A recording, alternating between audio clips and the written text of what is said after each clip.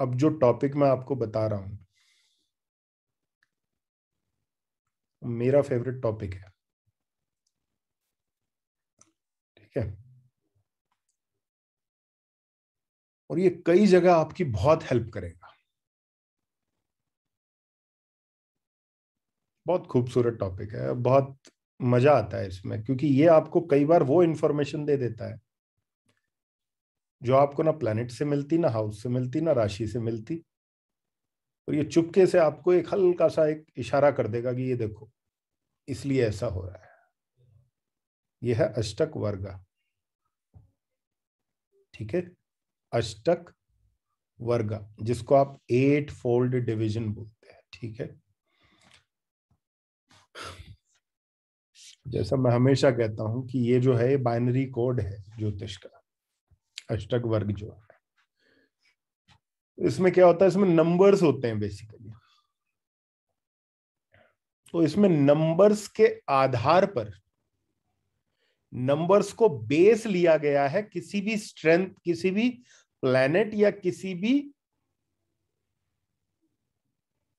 House की strength को जानने का जो एक प्लेटफॉर्म बनाया है, वो नंबर्स को बनाया है कि कितने नंबर किस हाउस के साथ में कनेक्ट हैं, कितने नंबर किस प्लैनेट के साथ में कनेक्टेड हैं। उसके बेसिस पर हम किसी हाउस को या किसी प्लैनेट को वीक या स्ट्रॉन्ग कहते हैं, ठीक है।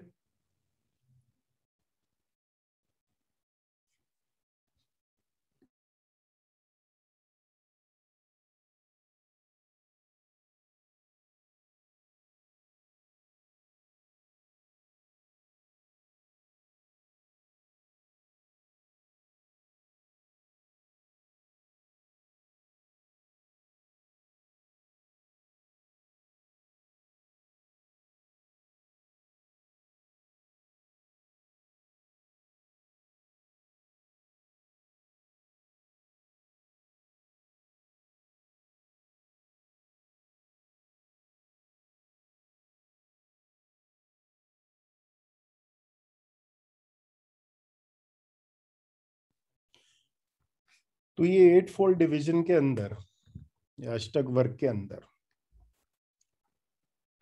किसी भी हाउस की स्ट्रेंथ को हम 24 को ना, 24 जो एक नंबर है उसको हमने एक एवरेज स्ट्रेंथ माना। सॉरी, 24 में हो गया, 28 नंबर जो है, 28 पॉइंट्स बोल लो, नंबर बोल लो, 28 पॉइंट को हमने एक एवरेज स्ट्रेंथ माना है, ठीक है। मैं अष्टक वर्ग की कैलकुलेशन वो नहीं बता रहा हूं आपको कि अष्टक वर्ग किस तरीके से बनाना है, कि सन कहां से कितने बिंदु किस हाउस को देगा, किस प्लैनेट को कितने बिंदु देगा भिन्न अष्टक में। उसमें हम बिल्कुल एक ओवरव्यू पढ़ रहे हैं, ठीक है। उसकी उसमें नहीं जाएंगे डिटेल में, वो बनी बनाई आपको मिल जाएगी, उसके लिए मेहनत करने की आवश्यकता नहीं है आपको। हर सॉफ्टवेयर आपको दे देगा भिन्न अष्टक की कैलकुलेशन भी, सर्वाष्टक की कैलकुलेशन। तो बेसिकली जो आपके 12 भाव है ना, इन 12 भाव के अंदर आपको नंबर्स मिलते हैं, ठीक है। इन नंबर्स का जो क्राइटेरिया लिया है, मतलब जैसे एक एलिजिबिलिटी क्राइटेरिया है, उस एलिजिबिलिटी क्राइटेरिया के अकॉर्डिंग 28 जो नंबर है उसको एक एवरेज स्ट्रेंथ मानी गई है, ठीक है। ये ना तो अच्छी तरफ है ना ये बुरी तरफ है, इसको ठीक ठाक बोलते हैं कि भाई 28 जो, अगर आपके किसी भी हाउस में 28 जो है पॉइंट्स हैं, तो वो आपके किसी हाउस की एवरेज स्ट्रेंथ को बता रहे हैं।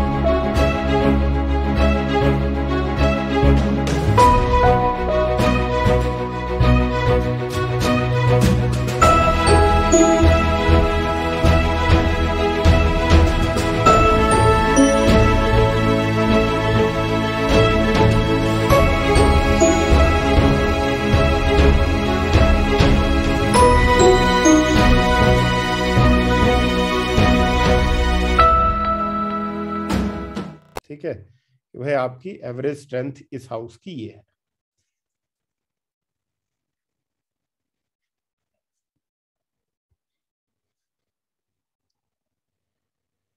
अब इससे कम जब नंबर्स गिरने लगते हैं, इससे कम जब पॉइंट्स गिरने लगते हैं, तो हम हाउस की स्ट्रेंथ को वीक होना कहते हैं कि भाई ये आदमी की जो ये पर्टिकुलर हाउस की स्ट्रेंथ जो है वो वीक होने लगी।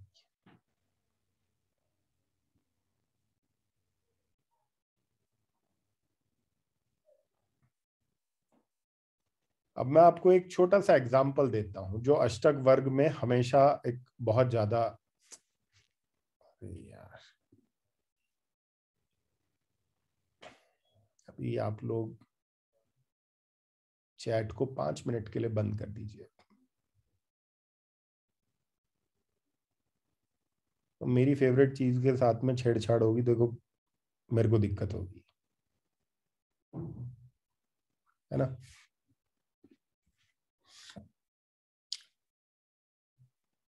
एक बहुत कॉमन सा फिनोमिना है अष्टक वर्ग का, ये बहुत काम करता है। और सबसे अच्छी बात रही कि यहाँ पर मैंने अपनी थोड़ी सी बुद्धि जो है अपनी यूज कर ली, और वहां पर मैंने कुछ एक फंडा निकाला, जो फंडा मैं आपके साथ में शेयर करूंगा, आपको समझ में आएगा वो चीज। अष्टक वर्ग की कैलकुलेशन ये कहती है कि यदि किसी व्यक्ति की कुंडली में 10th हाउस के अंदर कोई भी बिंदु हो या कोई भी नंबर्स हो, पॉइंट्स हो, कोई भी एक्स पॉइंट हो सकते हैं भाई, 28 भी हो सकते हैं, 40 भी हो सकते हैं, 25 भी हो सकते हैं, 20 भी हो सकते हैं। तो जो ट्रेडिशनल अष्टक वर्ग है वो ये कहता है कि 10वें घर में जो बिंदु आपके कुंडली में है, या आपके जो अष्टक वर्गा कुंडली में है, वो आपकी मेहनत को दर्शा रहे हैं कि भाई आपने कितना एफर्ट डाला, आपने क्या एफर्ट डाला।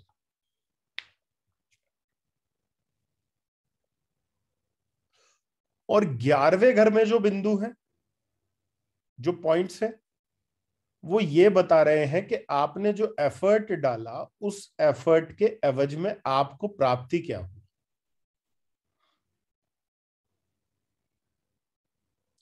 अगर मॉडर्न डे कॉन्टेक्स्ट में बात करें तो ये कुछ ऐसा है कि एक आदमी एक जॉब पर है, और उस जॉब में वो 30 रुपए की मेहनत कर रहा है, क्योंकि उसके 10th हाउस में 30 पॉइंट है और उसके 11th हाउस में 40 पॉइंट है, तो 30 रुपए की मेहनत करके उसको 40 रुपए मिल रहे हैं।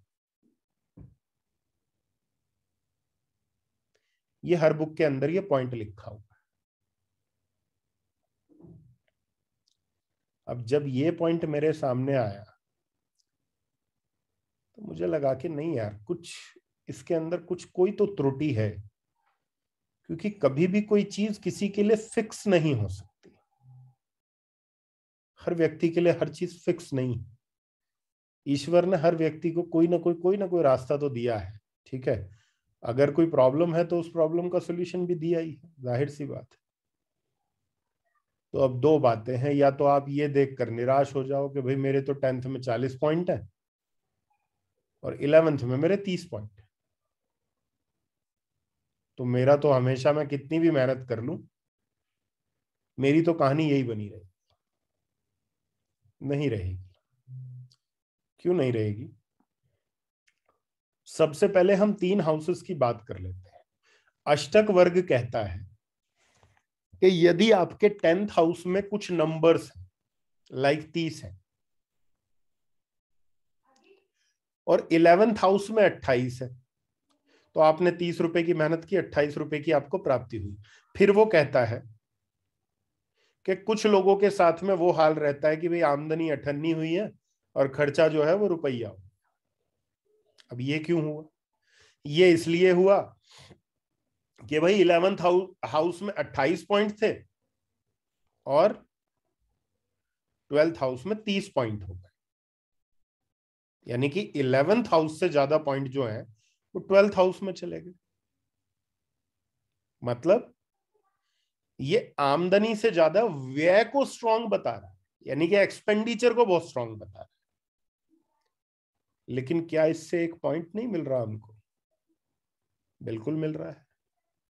यहां हमें एक पॉइंट ये समझ में आ रहा है, क्योंकि मेरा 12th हाउस स्ट्रांग है,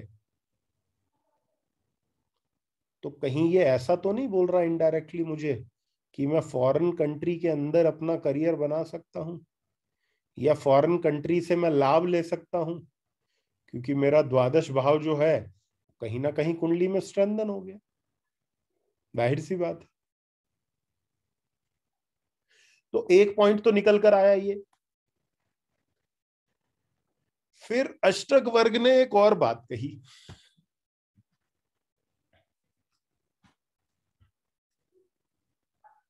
कि भाई अगर आपके 7th हाउस में आपके लग्न से ज्यादा पॉइंट है,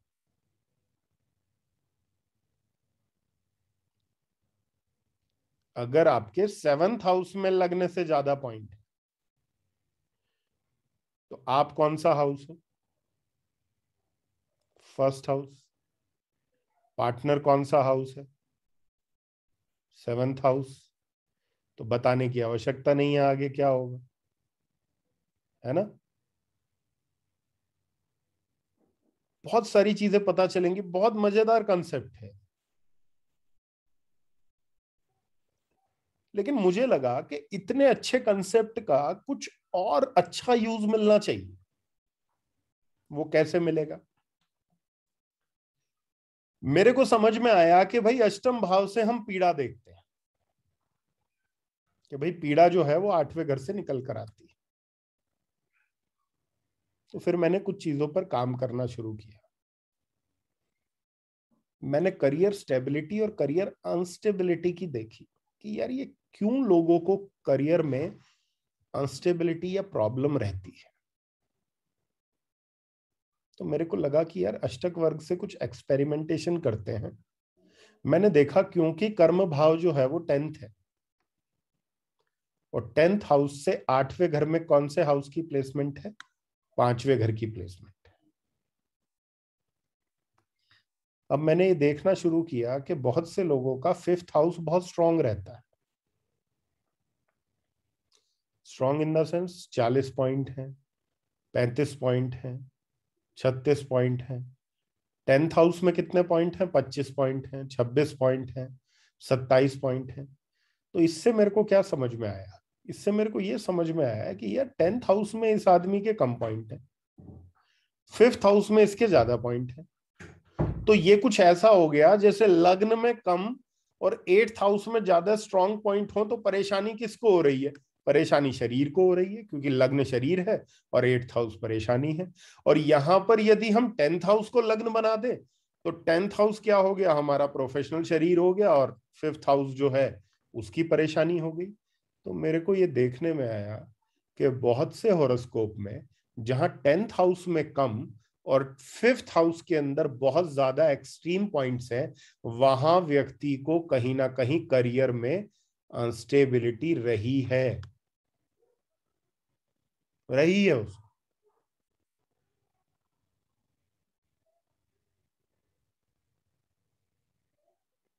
अब ये एक पार्ट हो गया कि भाई इसने करियर अनस्टेबिलिटी दिखाई। तो फिर दिमाग ने काम किया थोड़ा सा। वो ये किया कि यार ये जब कंसेप्ट ये 10th हाउस पर एप्लीकेबल है, यानी कि इसने करियर को अनस्टेबल किया है या करियर को परेशानी पहुंचाने का काम किया है, तो क्या ये किसी और हाउसेस को काम मतलब परेशानी देने का काम नहीं करेगा? फिर मैंने उस पर काम किया। उस पर किस तरीके से काम किया? संतान भाव कौन सा है? संतान का भाव, ये प्रथम, सेकंड, थर्ड, फोर्थ, फिफ्थ, कौन सी संतान, उसकी बात नहीं कर रहा हूं। सिंपल संतान भाव की बात कर रहा हूं। कौन सा है? 5th house. पंचम भाव संतान का। पंचम भाव से 8th हाउस कौन है? 12th हाउस है। क्या समझ में आया? जाहिर सी बात है, समझ में ये आया कि संतान को प्रॉब्लम या संतान से प्रॉब्लम रही। यहां पर कितने लोग ऐसे हैं जिनके लग्न में सबसे ज्यादा पॉइंट है? लग्न में, फर्स्ट हाउस में।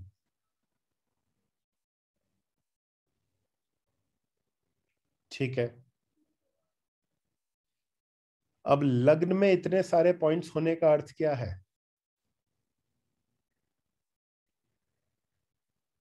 अब ये जितने भी लोगों के लग्न में इतने सारे पॉइंट हैं, वो सही बताइएगा कि उनकी जॉब स्टेबिलिटी कैसी रही है? उनको चेंजेस करने पड़े हैं या बहुत स्मूथ उनकी जॉब चली?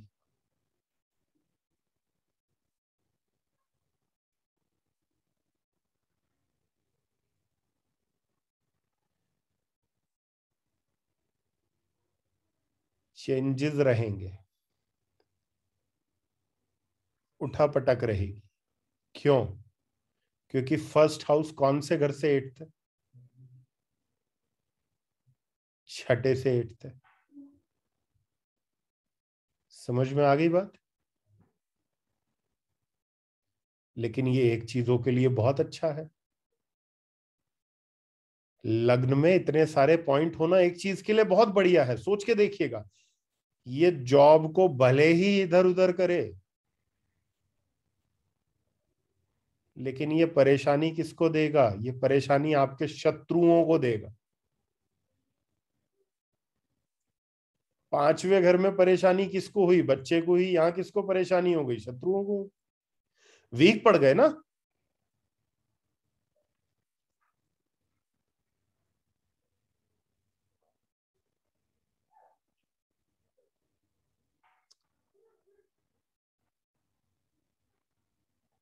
तो ये कंसेप्ट ऐसा है,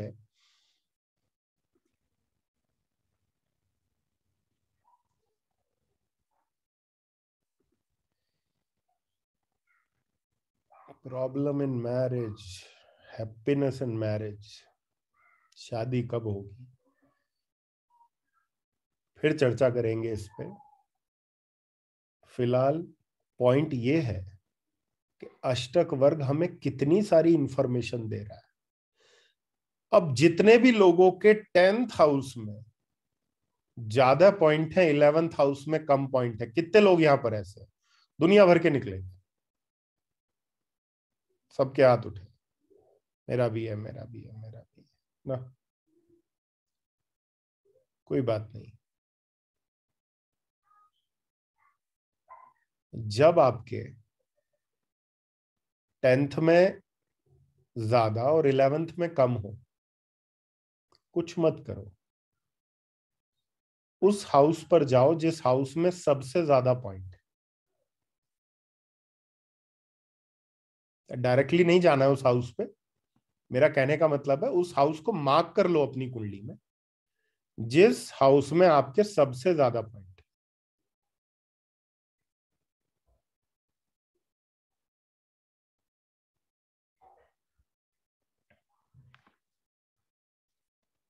मैं एक एग्जांपल देता हूं आपको, समझ में आएगा।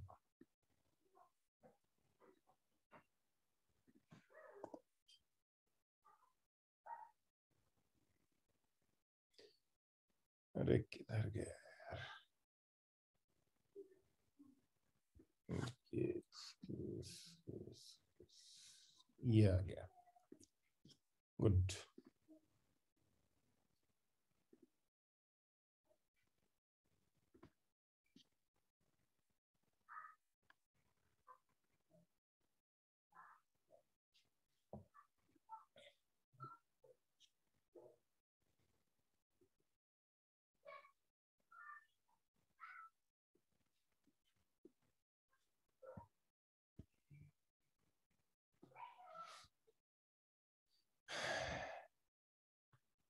ये चार्ट आपको कैसा लग रहा है?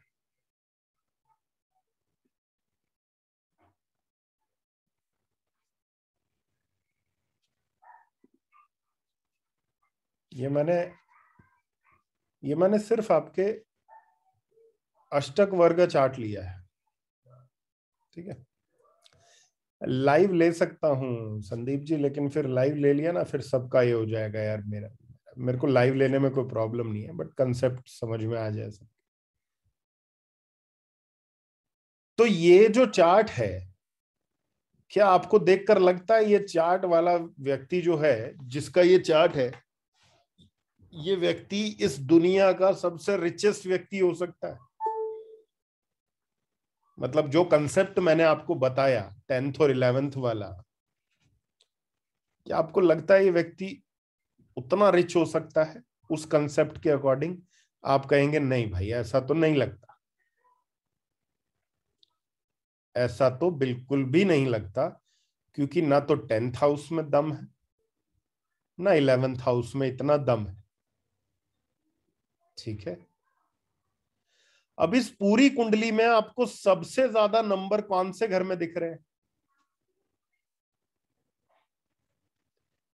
कौन से घर में आपको सबसे ज्यादा नंबर दिख रहे हैं? 3rd house.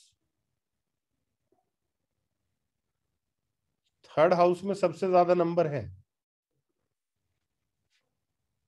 कितने नंबर है? सब लोगों ने नजर डाली ना, कितने? 36। अरे बोथ में, दोनों में 36 नहीं है भाई। सेकंड में 35 है, थर्ड में 36 है। एक नंबर ज्यादा है थर्ड में, सेकंड में 35। अब जो मैं बता रहा हूं वो ध्यान से सुनना है। डेवलपमेंट व्यक्ति कौन से घर से करता है किसी भी चीज का? अगर उसको कोई प्रोडक्ट बनाना है या डेवलप करना है, कौन से घर से करता है? पंचम भाव से करता है, कोई डाउट नहीं है ना उसमें। अब एक काम करें, अब मैं वो चार्ट दोबारा लगाता हूं और हम क्या करेंगे, हम 5th हाउस को लगन मान लेंगे। ठीक है, हम 5th हाउस को लगन मान लेंगे अभी 5 मिनट के लिए। तो हमने 5th हाउस को लगन मान लिया। अब 5th हाउस से 10th हाउस में कितने पॉइंट आ रहे हैं? अगर 5th हाउस से, अगर पंचम भाव से हम 10th हाउस को देखें तो कितने पॉइंट आ गए वहां पे?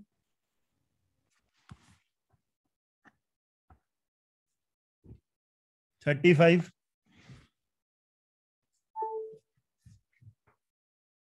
और 11th हाउस में कितने पॉइंट आ गए?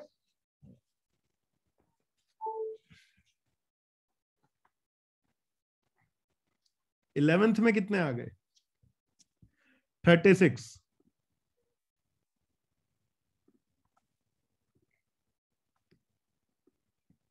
जब अष्टक वर्ग लिखा गया होगा तो उन लोगों ने जरूर इस बात को पकड़ा होगा, लेकिन उन लोगों ने इस बात को शेयर नहीं किया।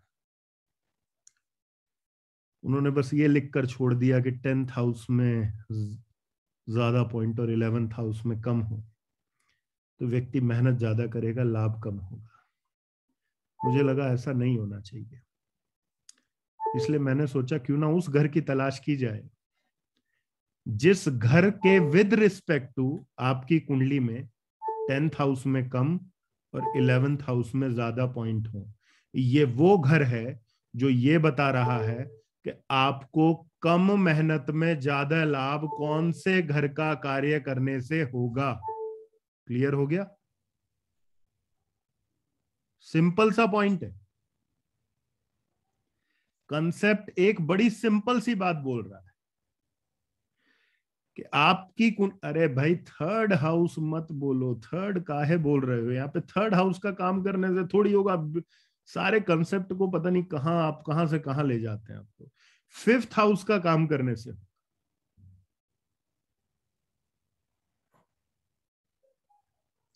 क्योंकि यहां जब हमने 5th हाउस को रेफरेंस लिया, मतलब 5th हाउस को एक पॉइंट बनाया कि यार हम 5th हाउस को देखेंगे, और 5th हाउस से ये देखा कि इस हाउस से 11th हाउस कहां जा रहा है, तो हमने देखा कि इस व्यक्ति की अष्टक वर्ग कुंडली में जो सबसे स्ट्रॉन्ग हाउस है या जिस हाउस में सबसे ज्यादा नंबर है वो 5th हाउस से 11th हाउस में आ गया।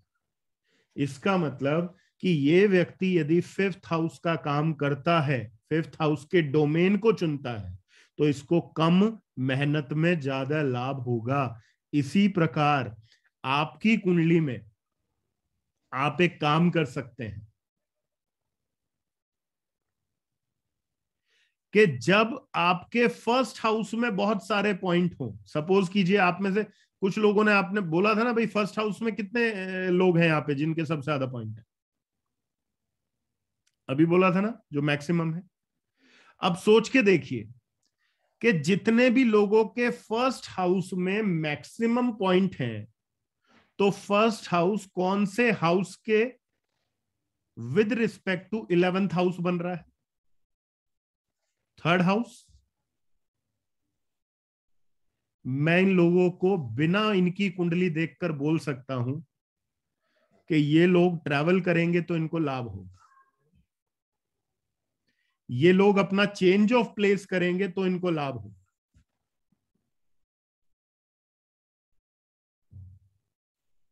समझ गए? मेरे फोर्थ हाउस में हाईएस्ट पॉइंट हैं विभूति जी। आपको ऐसी थोड़ी ना मैं हमेशा जॉब करने के लिए बोलता हूं कि जॉब कीजिए फॉरेन कंट्री में जाकर, काहे बोलता हूं?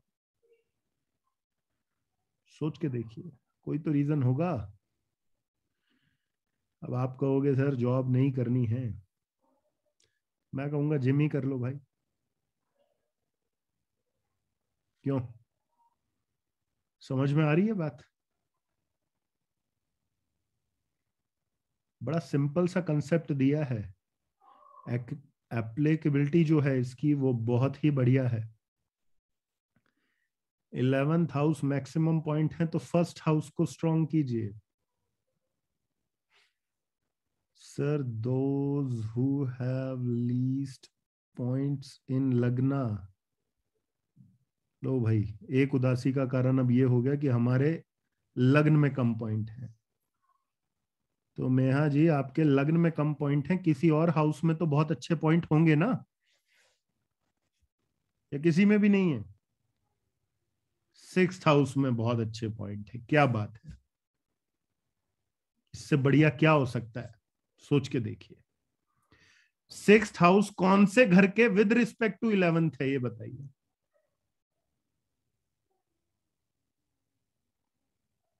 एट्थ हाउस के विद रिस्पेक्ट टू 11th है या नहीं? तो अगर किसी को एस्ट्रोलॉजी करनी है या एस्ट्रोलॉजर बनना है तो कौन सा घर उसको बनाएगा?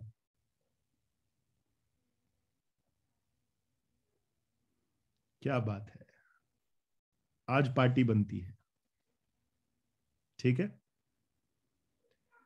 सिक्स्थ हाउस में इतने सारे पॉइंट, और क्या चाहिए? सिर्फ आठवें घर को यूज करना है। समझ में आ गई बात?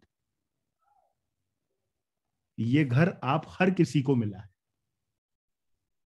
मैं क्या बोलता हूं, मैं हमेशा ये बोलता हूं उस चीज पर मत भागो, उस चीज को जानने के बिल्कुल प्रयास मत करो जो डेस्टाइंड है। क्या कर लोगे? क्या कर लोगे? कुछ नहीं कर सकते।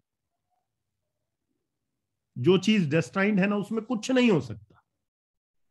लेकिन जिस चीज को आप चॉइस बना सकते हो ना उसमें बहुत कुछ हो सकता है। तो अपनी फ्री विल को कहाँ यूज कर सकते हो उस पर ध्यान दो। इस बारे में ध्यान मत दो कि मेरे को जो है वो मेरा ये दशा कैसी जाएगी, मेरा ये क्या होगा। ठीक है, अभी नेक्स्ट क्लास में अष्टक वर्ग की और कुछ मजेदार चीजें आप लोगों को बताऊंगा। ठीक है, लेकिन बताऊंगा तभी जब बीच में कोई ऐसे डिस्टर्ब नहीं करेगा। मैंने बोला ना मेरी फेवरेट चीज को कोई छेड़े मेरे को दिक्कत होती है। How to, if ninth house has maximum point, अगर नाइन्थ हाउस में मैक्सिमम पॉइंट है तो व्यक्ति को सोशलाइज होना बहुत उसके लिए अच्छा है, बिकॉज वो जितना सोशलाइज होगा उसको उतनी अपॉर्चुनिटीज मिल जाएंगी। बिकॉज नाइन्थ हाउस कौन से घर से 11th हो रहा है? 11th हाउस से हो रहा है। ठीक है, तो उसके लिए एनजीओ से कनेक्ट होना, सोसाइटी या सोशल गैदरिंग्स में उसका जाना, ये उसके लिए बहुत अच्छा है। क्लियर हो गया how to strengthen first house? First house को कैसे स्ट्रेंथन करेंगे? Become a brand.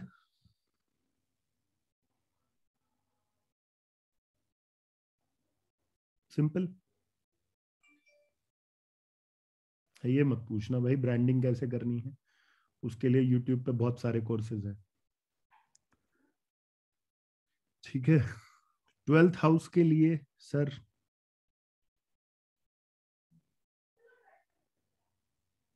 सबसे बढ़िया है, घर छोड़ के चले जाओ, मिलो ही मत, ढूंढता रहे कोई भी, हाथ ही नहीं आना है किसी के। आइसोलेशन है ना। बेसिकली क्या है, जब 12th हाउस, आप में से जितने भी लोग 10th हाउस में मैक्सिमम पॉइंट्स लेकर बैठे, कौन से हाउस में? 10th house. तो 10th हाउस जो है वो 11th हाउस में कौन से हाउस के विद रिस्पेक्ट टू आएगा? 12th हाउस के विद रिस्पेक्ट टू आएगा। तो ये क्या बता रहा है कि जब हम 12वें घर का सहारा लेंगे तो हमें कम मेहनत में ज्यादा लाभ होगा। सिंपल सा कंसेप्ट ये है। ये कंसेप्ट जानते हैं क्यों मैंने इस पर इतना काम किया? ताकि मैं उस आदमी को भी जवाब दे सकूं जब आदमी ये बेतुके क्वेश्चन करता है कि ये रिक्शे वाले को लाभ क्यों नहीं हो रहा। क्योंकि रिक्शे वाला वो काम नहीं कर रहा ना जिससे उसको लाभ हो सकता है। जिस दिन वो भी इस कंसेप्ट को पकड़ेगा उसको भी लाभ हो जाएगा। ये क्वेश्चन बहुत करते हैं ना लोग, अरे यार मेहनत होती तो ये आदमी सबसे ज्यादा वो करता, ये जो वर्कर है बेचारा ये बिल्डिंग में काम कर रहा है ये। अरे भाई जब उसके 8th हाउस में या किसी और पर्टिकुलर हाउस में सबसे ज्यादा पॉइंट है, वो जब उस हाउस को चुनेगा जिस हाउस से वो हाउस 11th हाउस में जा रहा है, तब उसको भी कम मेहनत में ज्यादा लाभ की प्राप्ति होगी। 100% बोल सकता हूं, डॉक्यूमेंट करके बोल सकता हूं, बिल्कुल ठोक बजा के कि भाई काट दो इस बात को, अगर आपके पास थ्योरी है तो। ठीक है। तो अष्टक वर्ग को देखो, अभी भी मतलब आज हम मेरे ख्याल 35th या 36 क्लास कर रहे हैं, और अभी भी मतलब अगर कोई हाउसेस की डिस्क्रिप्शन मेरे से पूछेगा ना, लिटरली मतलब मेरे लिए ये सोचना पड़ जाएगा मेरा कौन सा हाउस वीक पड़ गया यार।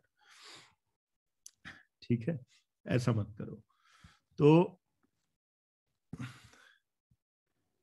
If third house has most point then strengthen लगना, क्या बात है, मतलब कैलकुलेशन ही कुछ अलग कर डाली कि अगर तीसरे घर में मैक्सिमम पॉइंट हैं तो क्या करें। चलो हम एक व्यक्ति से मिलवाते हैं आपको जिसके थर्ड हाउस में मैक्सिमम पॉइंट है, रुकिए।